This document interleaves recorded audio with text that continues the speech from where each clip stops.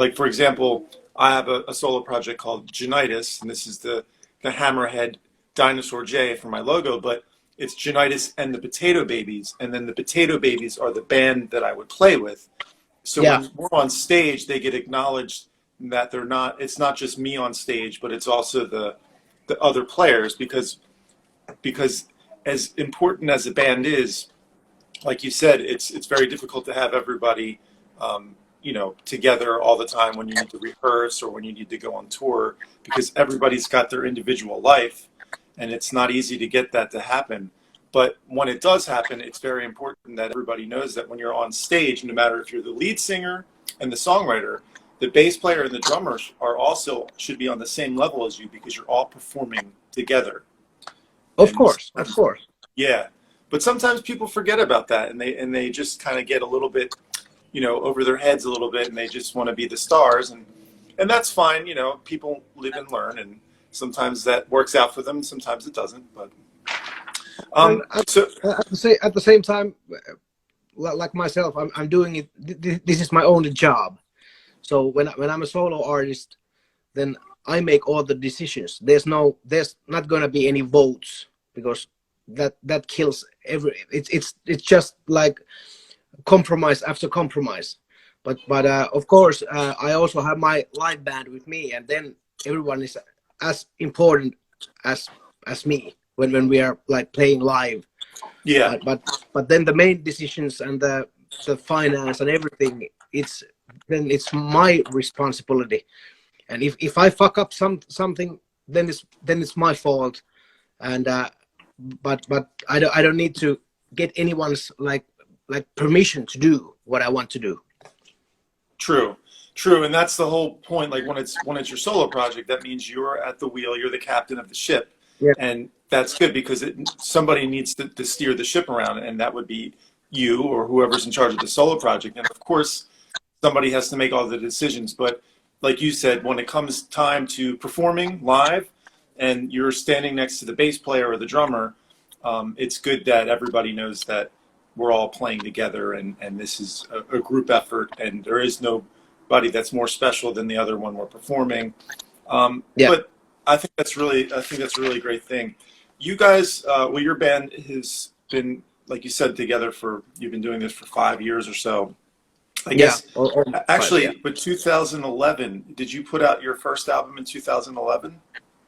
That was my ex band called Okay. Stala and Stella. And Yes.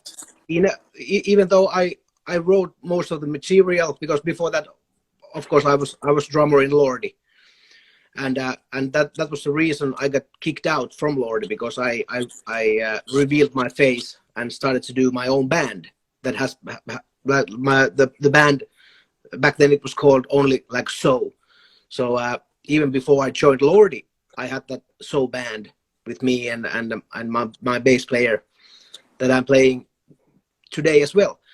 And after Lordi, we put the Stella and band together, and it was a band. Even though it was kind of like Bon Jovi kind of like thing, that I was the main guy there, but it was a band. It was like a band, and then 2016, 15, 16, the band went on hiatus, and now after that I've done my like solo stuff in Finnish, because the Stella and was in English.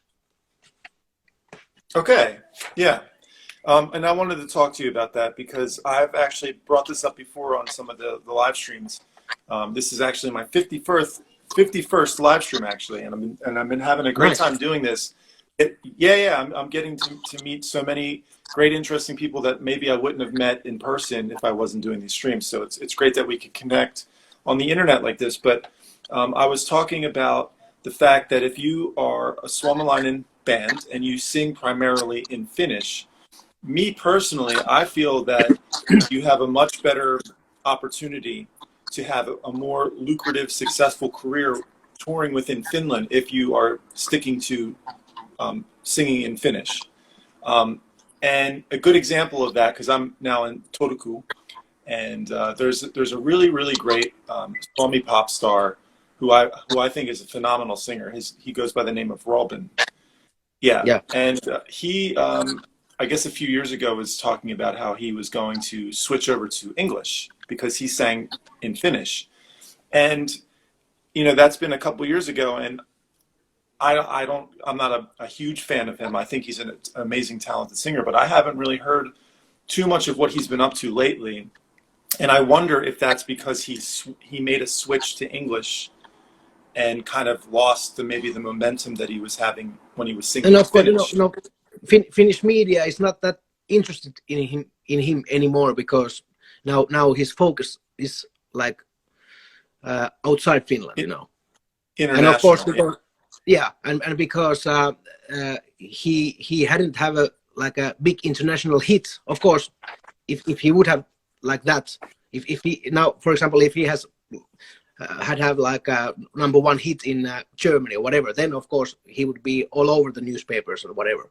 But now, because he's kind of like starting out, so that's why Finnish media, they're not writing about him anymore. So, and I know that if I had the opportunity, I would definitely consider, that's a big decision. So what made you said Stella and Co was English, and then you now are doing singing in Finnish. What was the decision behind that? I'm sure it was an obvious one, but maybe people might want to know what made you want to switch back to Finnish. Well, there were a couple of reasons. Well, first of all, it was Stella and So, and well, we did like 3 albums and 1 EP in 5 years. So first album came 2011, next one 13, and the last one 15. And of course, when you're singing in English, then you obviously you want to go outside Finland. You want to go to at least to Europe and do some shows and whatever. As we did 3 tours in Europe, and it's really expensive because we did basically everything by ourselves. We didn't have any management. We didn't have any like big labels. We did, I produced the albums, and well, we had some distribution in England and in Germany and stuff like that. And we had a couple of tours, but it was really expensive. So basically, all the money that came in, it went to those albums that we produced by ourselves, and the tours and to T-shirts or whatever. And then well, when you're recording an album, it takes you at least like a year or 6 months, and then you have the album ready. You go to, let's say, you have a record releasing party on the Rocks, and there's like good things going on. Then you have maybe 6 more shows in Finland, and there's like 6 people are appearing, and then all of a sudden, okay, let's do another album, and then you're already kind of like exhausted because you just made an album, and then you don't have money to go to a, let's say, European tour, and then the band members are kind of like, well, I kind of, I can't go to the tour because I have my family stuff or my job or whatever.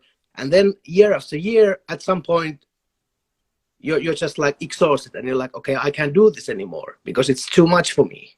I'm just one guy. So then it's for me, and of course I kind of like, because I kind of like also the whole hard rock, like the music scene and the music kind of like, it was like well, it hasn't changed in 20 years almost at all.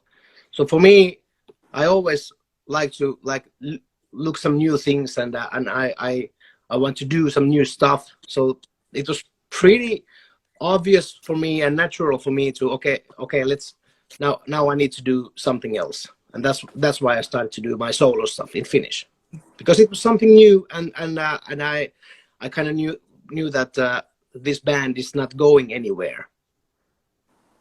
So that was it basically. That's actually a really good explanation. Thank you. And so that was with Stella and So. I apologize. Yeah. I said So, but it's Stella and So. And now you've gone into your solo project, and I think that's really interesting. And a lot of aspiring up and coming bands are going through that process now, because I work at the Totoku Rock Academy, and a lot of the bands that I work with, primarily they do perform in English, and their lyrics are in English. There's a few bands that still sing in Finnish. One of them is a metal band called Avakia. They sing in Finnish. And it's very difficult because once you make that decision to sing in English, for example, you're basically going against the world at that point, and it does make things more difficult because now everybody's in competition with you, and it's an interesting game, and I totally agree with you with when it comes to recording in bands. That's why what people have been saying on the live stream, I've noticed, is a lot of people recently are saying, everybody support your bands, support the people in bands, buy their merchandise, because the people have to understand that being in a rock and roll band, of course, it's glamorous, and when you're on stage for 40 minutes, it's awesome, and you're rocking out, and everything's great. But then there's like the day after, and the week after, and all the other times when you're spending writing music, and you're spending in the studio to get a new album, and you're trying to get band practice together, and you're trying to keep a band together, and everybody needs to get paid somehow. Unfortunately, people want to say you're a sellout if you're trying to do things for money, but it's more about supporting the band. It's not about selling out. So I think people are starting to understand that, because the problem is smaller bands that bring maybe 300, 500 people to a venue, and also smaller venues that hold maybe 300 people or 500 people, they're all at risk and already are starting to close down. Bands are starting to break up because right now there's no shows. Of course, in Finland, they're starting to open up again, which is amazing. Yeah. But still, it's all around the world. There's no shows. And all those people, all those venues that rely on smaller bands, when the smaller bands aren't there and the smaller venues aren't able to accommodate the smaller bands, it's going to be very hard when things open back up again. So it's very important to support your local venues and support your bands, and definitely get merchandise, and buy their albums, stream them on whatever platforms, spread the news that there's live music. I had a couple questions because we have quite the Japanese following on this live stream, and I'm sure you are aware of Hiro. So she had actually had a couple questions, if you don't mind me asking. Yeah, sure. Great. So Hiro says that she loves the band Stala and So very much, as you already know that. But is there any chance that the band will have a show, like one night only or something like that, maybe in Karkkila or something like that? Well, of course, everything is possible. We never, we didn't break up or anything. We're just not doing anything at the moment. And I said it then, and I said it now, that whenever all 5 guys are like committed to it, okay, let's do this, and everyone has like a good feelings going on and spirits up, yeah, hell, let's do it. But if there's one guy who's like, I don't like this and I need more money or stuff like that, then I'm not interested. It's pretty simple. And I am sure that we will do something. Maybe we someday we might do a tour, or someday we might do an album or whatever. Yeah, why not? But at the moment, it's not on the map at this moment. But maybe next year, or maybe after 5 years or 10 years. You never know. It's a matter of having the fans of the music to be interested enough to show enough support that if you're in a band and you have all these people messaging you on social media or emailing you saying, hey, we want shows, well, that actually makes the band like inspired to want to get back together and play. If you just black out the band and wait for them to come to you, you have to understand we're people, and of course we like to go on stage and we are entertainers, but we're also people, and the motivation and inspiration comes from the fans, the people that are interested in the music. That's kind of what fuels it. So it's really important. If you want to see a band, reach out to them, say like, hey, maybe you can even help set up, like, it's not crazy for a fan I know there's people in Alaska that want me to go out to Alaska and do a show. And Yeah. if they're willing to actually, pay for my trip and set up the venue for me, even if they're not professional promoters, I would definitely consider that. It's it's not out same of the thing to question. me. It's same thing to me. People from Brazil, they're like, please come to Brazil, and I will answer that. Yeah, whenever you pay the flights and the hotels and stuff, I can come to Brazil. I don't mind. For sure. So Hiro has another good question, actually, and this is pretty cool. She said that you have or had a Motley Crue cover band. Yeah, I have. Yeah. I'm trying to pronounce it. It's Mötica. Mutika. Yeah. Yeah. She says she loves the song called Rakesen Kotin. Yeah. It's Motley Crue's song "Home Sweet Home," but in Finnish. Yes. And she wanted to know, is it difficult to translate the English songs into Finnish? It's a good question. Well, you should ask that from Kalle Niemi, who did all those like lyrics.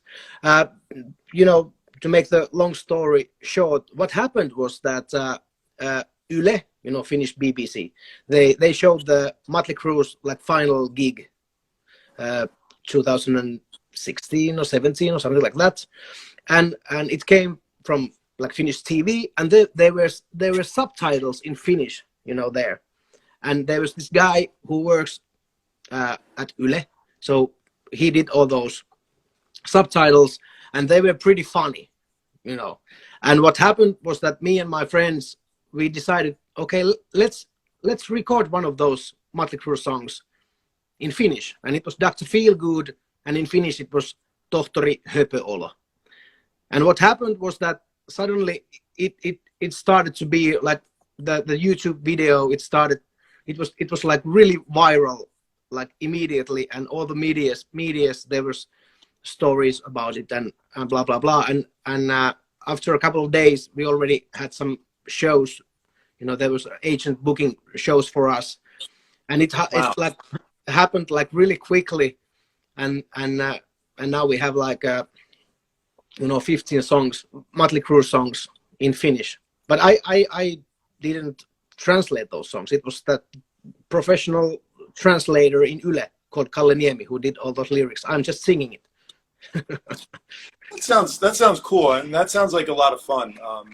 I know back in the day I was in a Nirvana tribute band. I was the Dave Grohl of the band, and it's like it's more fun. It's like cover bands are cool or whatever. It's not been my thing, but when you're doing like only playing one band, like a tribute to the band, there's something about it. It's just really fun, and I'm sure you guys probably have a blast, and it's really interesting. It's a really special band, and the people, of course, because they know the songs.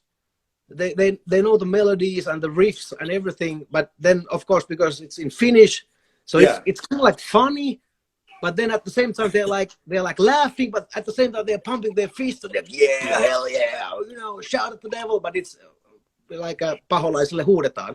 So it's kind of like weird, and the people are really enjoying it, and that's why we are still doing it. Maybe we have a year break and then we're doing it again, because it's not like we are not doing it every day. It's just a kind of like project, having fun band, but it's really really fun. And I also have this Kiss cover band as well, Paul Stanley Boozing Society, that we are doing only like Kiss songs, and mainly from the 80s, the Unmasked era. So I even though I'm doing my solo stuff, I'm still doing like other stuff as well, because I like to do stuff, different stuff. It's fun. That's right.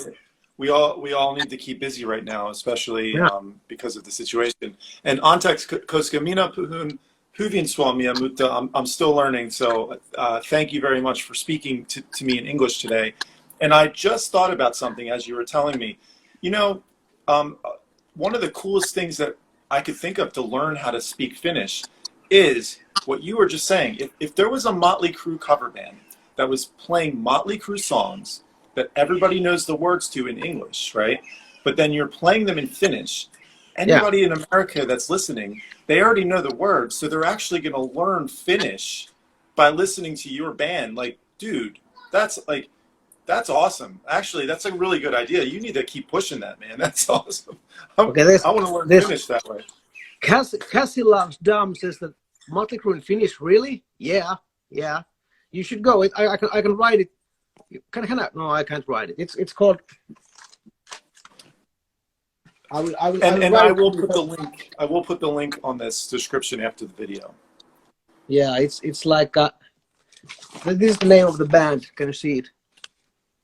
Yep. Hold it there. Yes. Mötikkä. So there you go. It's backwards, but it's Motikka. Yeah, with umlauts. Yeah, O with an umlauts and umlauts as well. Yeah. Yeah, it's the O with the two dots. Yeah. Yeah. And I will put that in the description after we get off. So people that there's some videos in YouTube. There's actually there's Dr. Feelgood, Tohtori Höpöolo. There's Looks That Kill. What is the Finnish? That's cool. Tappavan hyvän näköinen, and then Rakkaaseen kotiin, Home Sweet Home. Those three. There's actually videos as well. So. And Kito's hero because she just posted it on the chats, so that's great. No problem. Yeah.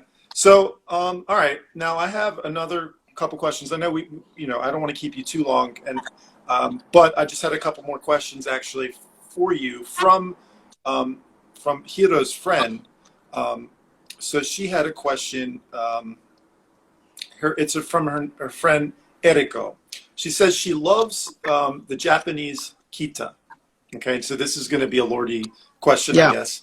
The tattoo on your arm, and kita was your name when you play drums in the band Lordi. Why did you choose the name kita in Japanese characters? Well, the kita is actually Finnish. Kita. It's like Jaws. It's like this. This is kita. Okay. This is kita. But and I didn't know it back then.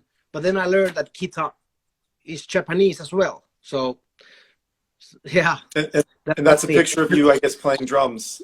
Yeah, that was a Rockalypse era costume. And the next album we had the album called Dead Ache, and after every album we changed the outfit and stuff. So after the Dead Ache album, my costume was kind of like Japanese, like samurai kind of like costume. So I was like, I dressed up as a Japanese kita.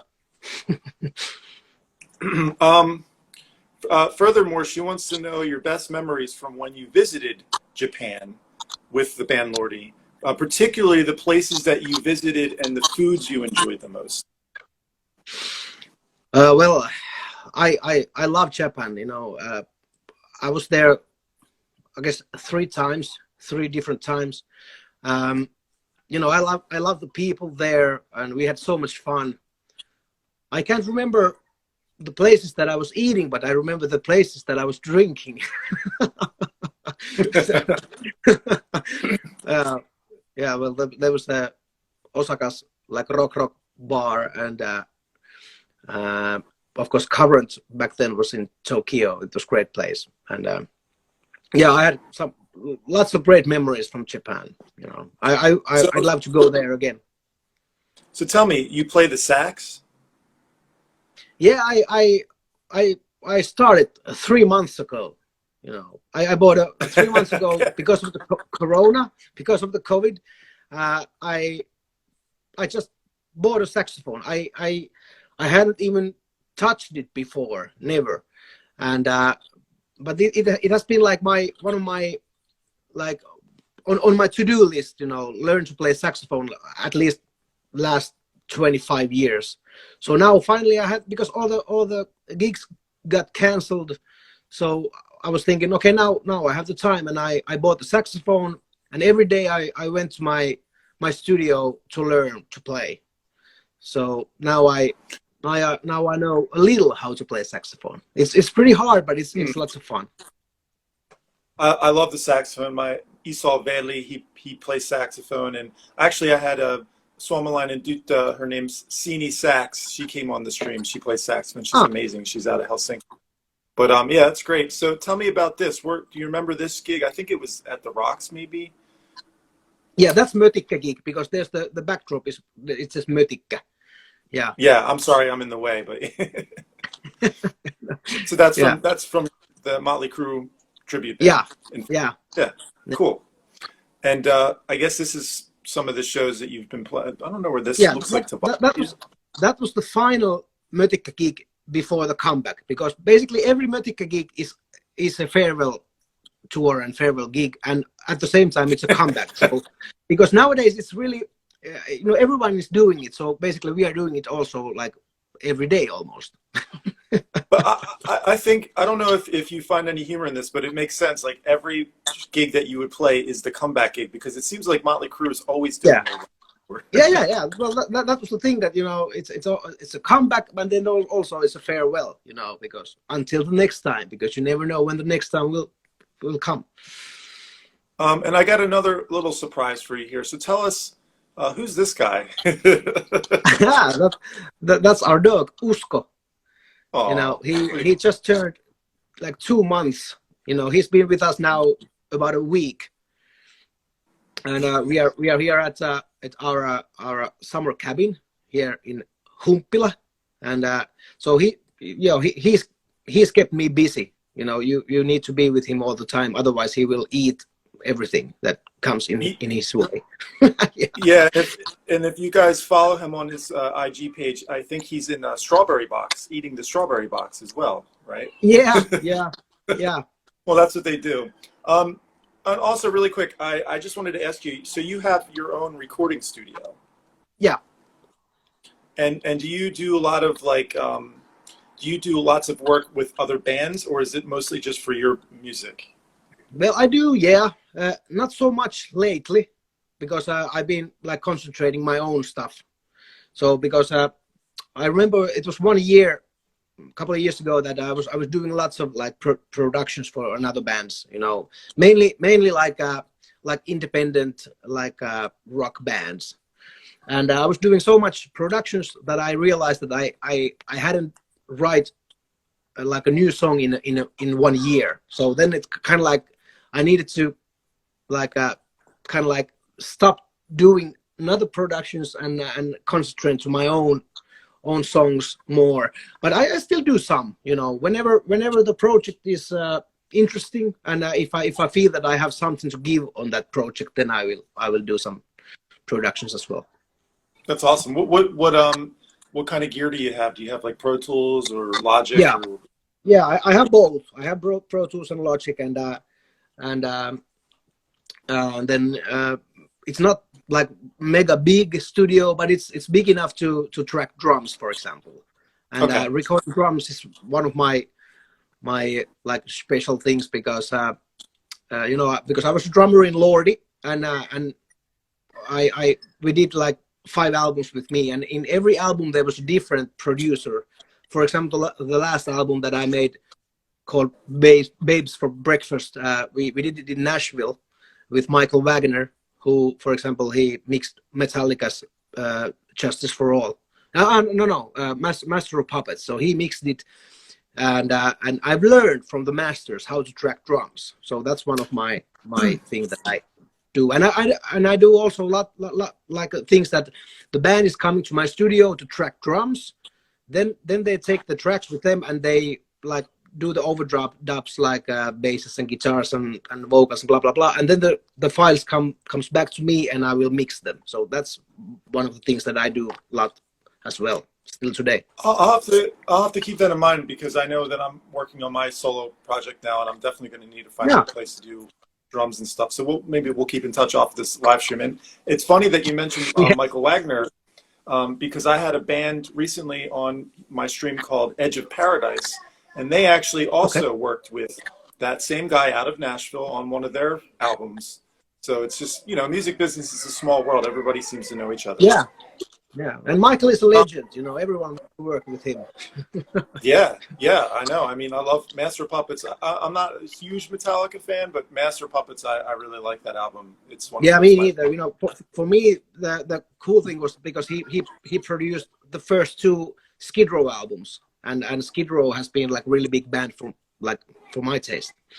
I guess we'll take one more question from the chats if you don't mind. There's He says, "Hey, Sampsa, out of all the Lordi songs you've recorded, which one of those, if any, would you play on one of your solo projects?" Great interview, by the way. Well, actually, because in my band, like Sampsa Astala and Kuuma, so there's the bass player is Nico Hurme, who used to be Kalma in Lordi, so the last like ex bass player, and then the keyboard player Leena, she used to be in Lordi as well as Awa, the keyboard player, and and actually we are doing "It Snows in Hell" song. That's one of the Lordi songs that we are doing on live almost every gig, and mainly because all three of us plays on that album version. So basically, in Lordi, there's only two guys who plays, you know, and there's only two guys in nowadays Lordi that plays on that track, for example. But in my band, we have three. Okay, well, that's awesome. That's good to know. I'm sure that appreciates your question. Hey, so I think this live stream turned out to be really fantastic. You're actually a really great person to speak with, and I would definitely like to do this with you again. Do you have any things that you're working on that maybe we have something to look forward to, maybe in the next couple months? Well, yeah. There's going to. Well, I just released like a 4-song EP like a month ago, maybe it was early June, and now I'm working. Of course, at the moment I'm having my holiday, but I'm working on the next single for the early fall, and then also my first debut album that I hopefully it will come out this year, and that's the thing that I'm working on at the moment. Well, not at the moment, because I'm having my holiday, but after I'm going back to Helsinki then. All right. Well, hey, you know, I'll have to invite you back in the next couple of months, and we can talk about the progress of that and stuff like that. And also, like I said, I'll keep in touch with you off the stream about, you know, maybe recording and stuff, because I'm kind of interested in that. And it sounds like you well, actually, I'm sure you know what you're doing, so that's really good, especially when it comes to drums.